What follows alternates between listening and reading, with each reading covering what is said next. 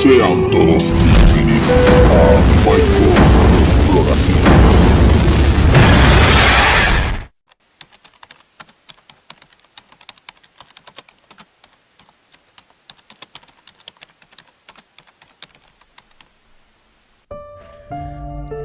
Maicos Exploraciones se traslada a un conocido orfanato, sobre todo en el mundo del misterio, por la multitud de resultados obtenidos entre sus paredes, aunque nosotros solo nos dedicaremos a mostrar la belleza y la esencia del abandono. Los orfanatos nacen hace ya algunos siglos, con el fin de procurar el bienestar de esos infantes que quedan desamparados en épocas difíciles, por diversos motivos. Regentado principalmente por monjas y curas, son tristemente conocidos también por los abusos cometidos. Concretamente, en el que hoy nos encontramos, nace la dictadura y es clausurado en los años 90 del pasado siglo, coincidiendo con la creación de instituciones y leyes que velasen por los derechos de los niños, descubriendo así multitud de denuncias y casos de abusos. Sin nada más que añadir, espero les guste el vídeo.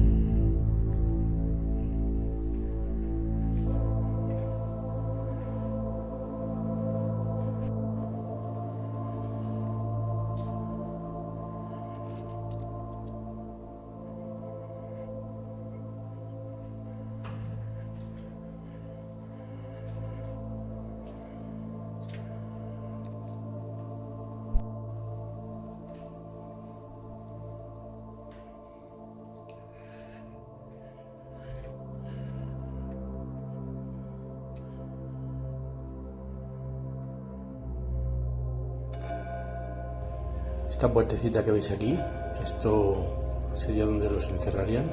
Esto estaría así y pasaría disimulado, pero supongo que sería para eso. Muy bueno amigos, este ha sido el vídeo de hoy, espero que les haya gustado y si es así, por favor, darle un buen like y nos vemos en la siguiente exploración. Muchas gracias.